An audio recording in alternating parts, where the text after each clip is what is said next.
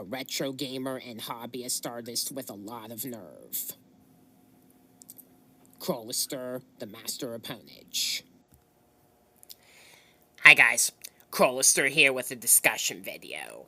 Ever since Nintendo's latest console had launched, there has just been so much f***ing rage. Quite literally. Some of the rage is understandable, and others is just people being ridiculously impatient. So, as somebody that has this console, as you can see here, I wanted to reach out on all the ends of the controversy surrounding what people are not liking about this new console. Now, to be fair, Nintendo's new console, the successor to the Switch, is pretty good for being just an upgraded version of its predecessor, with just a little bit new features and better graphics and performance. It is a little bit more than that, it just has to show it later on. And the console sold like crazy in its initial run. Sales have declined recently, though that's just because of the limited game lineup, and that's perfectly understandable. I'm sure it'll go up once more exciting games are announced for the console that people will actually want to buy. So, I just wanted to make this video because I know a lot of people on YouTube, for whatever reason, love controversy videos. Videos of people saying they hate stuff, for whatever reason. I mean, you saw my anti-Super Smash Bros. Ultimate video, which got 700 views over. And you know, it sucks that this is what people like, so. Anyway, what's gotten into this console that people are not liking? Well, as you see in the thumbnail, there are a few different topics. One reason is because people are simply not liking the pricing of the console and games. Now, to be fair, nobody likes paying for stuff. That's universal. I was hoping that the console would be $400, and it's not. It's $450, or $500 if you buy a set with the games. Then Mario Kart World as a standalone game is $80. And that was just Nintendo being a bit stingy, and making it so that there was no reason not to buy the console along with the game code. Which, in comparison, would save approximately $30. So, obviously, I got the set with the game. And while Mario Kart World is good, I definitely agree it's not worth $80. And you know, the next Super Smash Bros. Game, once that eventually happens, is going to be $80 as well, let's face it. To make matters worse, President Trump imposed a tariff on Japanese import goods that's to take into effect the beginning of August, as long as there's no fair trade agreement made before then, and that's going to make physical copies of games be even more expensive.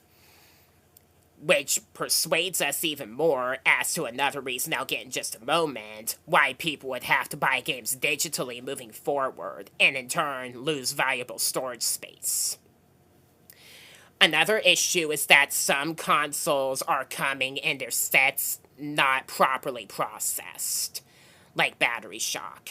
Luckily, I didn't have this with my console.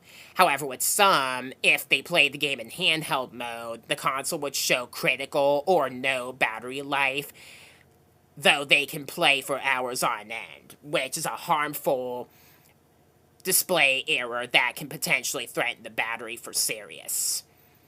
There is a way to repair this if you know about how reboot mode goes on the console. And if you do that while the console is plugged in, you could fix the problem that way. And one person even reported drift, and the console's analog sticks were like that in the package.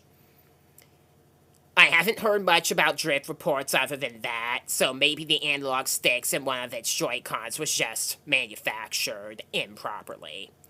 I'm not sure. Just know that the risk still exists, and you need to be careful with your controller's analog sticks, even now. One of the biggest issues about the console is game key cards. Nintendo confirmed that they were doing the game key cards as a new way to kind of make products to sell in store. And a game key card looks like a game card, except it's technically downloading the game onto your console, like a digital purchase.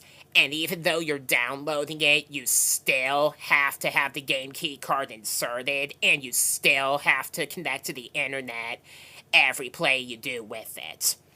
And this is very bad for your console's remaining storage, because you're downloading the whole game, yet you still need the game card to play it, and you have to be connected to the internet. In my opinion, this is the lazy man's making physical copies of games. And unfortunately, most third-party developers are favoring game key cards, just because they're easier to manufacture. If you want a bunch of different games that are not downloaded from the Nintendo eShop, and a lot of them turn out to be game key cards, a micro SD express card will become a necessity, which is going to cost people even more money moving forward. And, the game key cards, in my opinion, are BS, and they should not have made those. What were Nintendo and other companies thinking? So, if I get any games that catch my attention that are game key cards, I am not going to look forward to that day, believe me. There are some exceptions, though most games you get physically are downloaded even if bought physical, and that means game key cards. And a lot of people are protesting about that, so we'll see what that brings about moving forward. Some people are even getting bricked for reasons they're not aware of. Like, Nintendo has a very strict zero-tolerance policy about piracy and stuff that goes against their end-user agreement that they updated just before the new console released. And the penalty for violating it is permanently losing your console's internet access. Not only does that mean you can't use NSO playing games online, you also cannot access the eShop, you cannot use game key cards, you can't even update your software and hardware. And the effect is permanent, so Nintendo is not messing around at all with people that violate their policy and do piracy and stuff that they shouldn't be doing to begin with. The MIG Switch game cards, which people were using for support for their games and possibly piracy, is getting people banned. And some people are getting banned for playing used copies of games that little did they suspect were previously used for piracy. Like, every single game card has a unique serial code in the data that no other game card of the game in question also shares. And the only way that they can have an identical code to one another of the same game is if a copy was illegally made of that game. And if both are online simultaneously, both of the people get bricked. Which might not be fair on the part of the person that innocently bought a used copy of the game. Now, the innocent person can go to Nintendo's support page and show, like, a proof of purchase to get unbricked, which is good. And apparently they're not legally allowed to break consoles in Europe, because Europe has different guidelines for fairness. So, it's unfortunate that some people are still messing with Nintendo, the strictest company in the world, about their intellectual properties, and innocent people are paying the price for it as a result, which, in my opinion, is a no-no. So, if you're getting a new Nintendo console, even the Switch original at an extent, I would advise not buying used games, and only buy brand new copies. All of the game cards that I own are, new copies as of being bought, so I should be all good. And, even in the past, people will sell a game because it doesn't work anymore, literally doesn't work anymore. And some people even sold their consoles after they got bricked. So, you gotta be careful about buying used accessories. Extremely careful. Alright, so, Alright, now let's talk about the Pokémon Presents that was aired. within this week as of this recording. The important reveal that we got in that Pokemon Presents was the confirmation that they are, in fact, adding brand new Mega Evolutions in Pokemon Legends Z-A. The first confirmed one is Dragonite, the original pseudo-legendary. And the Pokemon that needed a Mega Evolution above pretty much any other that I could possibly think of. I am super thrilled that Dragonite got a Mega Evolution. This is Goats, my own Dragonite original character from my DeviantArt, showing off his new Mega Gauntlets. And this is what he would look like after Mega Evolving. I wasn't really a huge fan of Dragonite's Mega Evolution design at first, because of all the frills it has, and I thought the wings on its head looked a little weird. Though, Mega Dragonite takes inspiration from Dragonair and adds elements that Dragonite loses after evolving from Dragonair, like the Orbot's tail, and in fact having wings on its head. So it does make sense. And some people even think this should be a Dragon and Fairy type instead of Dragon and Flying. Though the wings definitely give emphasis on the flying type, and I'm pretty sure Dragonite can't learn any fairy type moves, so fairy type just wouldn't make sense, in my opinion. And if you want to bring up my love of Namco games, the wings on its head could also kind of be seen as the wings on Valkyrie's head from Valkyrie no Densetsu, so that's a nice little homage I just thought of recently. There are some other points that they talked about Pokemon Legends Z-A as well, like the rogue Mega Evolution battles you fight throughout the game. Though I'm sure a lot of us agree what we're really looking at is the addition of more Mega Evolutions, and what other Pokemon besides Dragonite will get one. There's been a rumor that those have been leaked, though I would advise taking that with a grain of salt until later. Another Pokemon game that they did reveal as well is called Pokémon Friends, and that's where our next topic is gonna get into going. Pokémon Friends is a puzzle game comprising of various simple logic puzzles, and just by looking at the trailer and what the game looks like, it does look pretty eye-appealing. And a game that someone like me might want to consider, because I am somebody that likes certain kinds of logic puzzle games. However, the way that they're selling it is leading people to think that it's a massive scam. This game is on both the Switches and mobile devices like smartphones, and the smartphone version has a free trial version, whereas the Switch version does not. The game is $10, and then it has a couple of downloadable content packs that are both $15, and you basically need to have them in order to have the full game. And selling content that add-ons to the game like that for more than what the game itself is a bit ridiculous to people, and people are not happy about that at all. They have a bundle where if you buy the game with both of the content packs, it'd be $34, I think, saving about $6. So I would advise buying that if you actually want to get Pokemon Friends for yourself, and have just a brief daily boredom killer so you can do puzzles and collect Pokemon plushies in-game. Other than that, people think this is a scam and that Pokemon are just out of their minds with the way they're marketing it. And I'll definitely tell you this, Pokemon doesn't really know what they're doing where their recent games are concerned. That's without argument. I didn't like Scarlet and Violet at all because of how the games ran, and I just didn't really like, I just didn't enjoy the games, really. Sword and Shield, it sucked that not every Pokemon could return, and, Pokemon's just not what it used to be.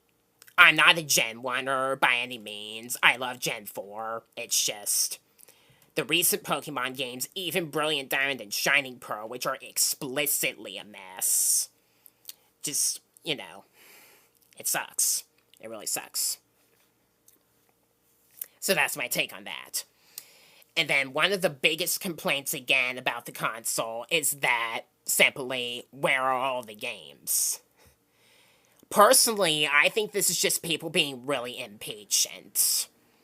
There aren't a lot of games on the console because the console is brand new. Duh.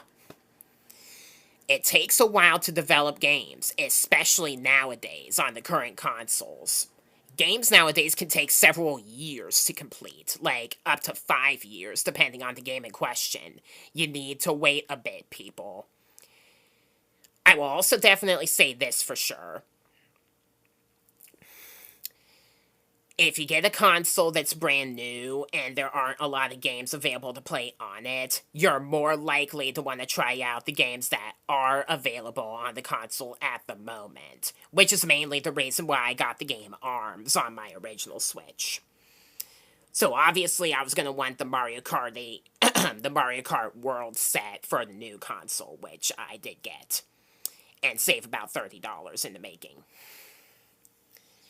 And to tell you the truth, I wouldn't mind maybe buying the bundle version of Pokémon Friends as long as it's not a complete glitchy mess like SpongeBob Krusty Cook-Off was. That game sucks. I was baited into that after buying Baltoro's Cooking Arena set with a bunch of cooking games that were basically logic and action puzzles that I actually liked. So you gotta be careful. A few third-party games that they sell end up being scams. So you just gotta be careful what you buy. If I just stick with the franchises that I love, like Arcade Archives and some other franchises like Crash and Spyro, Mega Man, stuff like that, I'll be good moving forward. Speaking of which, I did complain before how Crash Bandicoot Insane Trilogy was seemingly not reverse compatible according to the eShop. That's not the case anymore. I recovered Crash Bandicoot Insane Trilogy on my new Nintendo account within the beginning of this month because it was on sale, and it runs pretty much identical to how it runs on the original Switch. No enhancements or any, so hopefully the Crash and Spyro games that exist now can get an upgrade pack, whether it's free or paid, so the games can run at 60 frames per second and maybe even fix some bugs. We're gonna have to wait a while, though, because the current talk of Activision is, of course, Tony Hawk's Pro Skater 3 and 4. And God knows how long it's gonna take for Mega Man to get back into business. At least there's still Namco with Arcade Archives, which are having upgrade packs for the more high-quality games as well, like Ridge Racer and Air Combat. Plus, they made a brand new Pac-Man game a while ago called Shadow Labyrinth, which I'll have to check out videos of and see if it's any good for myself before I play. So, you just have to wait a little while. I absolutely assure you that in a few good years, the console will have a dang amazing game lineup, and maybe even overpower the Switch original completely. You might not like the price, you might not like some of the issues, it's just, you have to wait, and some people refuse to wait, because this community sucks. This community's awful, I would even say. And, I'm not saying the console's perfect, it's not perfect at all. One issue that I do have with mine is that occasionally, while in docked mode, it'll black out for a few seconds intermittently, and I have to undock and redock it in order to stop that from happening, which in my opinion is a minor issue. And it's also pretty difficult to keep your Joy-Cons fully recharged while you're separating them from the console to play in docked mode, which is partly why I need to use a Pro Controller. Although, I think original Switch Pro Controllers might be compatible with it, so I could use my original Switch's Pro Controller if I wanted. So, oh well. That's not important for now. I'd say I'd rather invest in a microSD Express card than an official Pro Controller, as cool as the official Pro Controller might sound. So, we'll just have to wait for that, huh? And I am looking very forward to seeing what games we got on the horizon. Where official Nintendo games are concerned, we still have Zelda, Hyrule Warriors, Age of Imprisonment, and Kirby Air Riders. There's been a rumor that Sakurai will be willing to make the next entry in Smash under the condition that he makes Kirby Air Riders first. And you can't blame him. Super Smash Bros. Ultimate was proof that Sakurai needed to take a break from developing the Smash series. And he hasn't made an actual Kirby game since Kirby Air Ride on the GameCube. So just let him make his racing game, and after that's done, then we can really anticipate what's going into the next Smash. And then we also have a new Rhythm Heaven game and a new Tomodachi Life game, which will be for the Switch original as well, coming out in the upcoming year. And there's been rumors that we might get a Nintendo Direct shortly, whether it be in the upcoming week or, more likely in my opinion, August or September. Some insiders have been saying we were going to get a Nintendo Direct presentation soon, only to troll us and see if we'd actually believe them. You gotta watch for that as well. You gotta learn not to believe what you see on the internet unless the source is absolutely reliable and is someone that would never troll us. So, Again, people are impatient, and that's what the main complaint of this video is. Some of you people act exactly like my unruly brother during his crying and kicking fits after we tell him not to do stuff that he does anyway. And he's younger than most of you people that do throw crying and kicking fits over this Nintendo Hocus Pocus are. That's what the sad part is. So, I just wanted to touch on all sides of the controversy and explain what I'm alright with and what I am not alright with regarding the console, and encouraging that this could possibly be one of the best game consoles ever made, as it, sold really well in its first run and will probably continue to sell well later. So, I hope you enjoyed this discussion video, and maybe you agree with me, maybe not, and that's just how opinions work.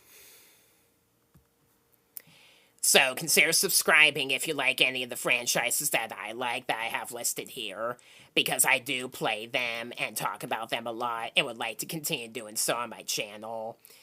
And I'm also a hobbyist artist that makes a lot of fan art of different game characters. I'm trying to do one Super Smash Bros. Character weekly, as I've been doing, and will occasionally do a Let's Play of certain games that I have, mostly retro games, that I think might be worth doing on my channel as well. Somebody requested me to do Pack Attack, which is basically the same game as Cosmo Game the Puzzle, and I am working on recovering my progress as we speak in Pac-Man Museum Plus, so maybe I'll throw that in just before I complete all the missions. And I do plan to do a similar video to the Namco Museum Showcase video and the Arcade Archives Namco Showcase video I made last year with Pac-Man Museum Plus, after I recover my progress in that game. So, to tell you the truth, I have quite a lot planned for my channel. I really do. So, that's going to wrap up this controversy video. I am Crolister, Master of Ponage. Thanks for watching, and I will see you on my next upload, whatever its content might be. Bye.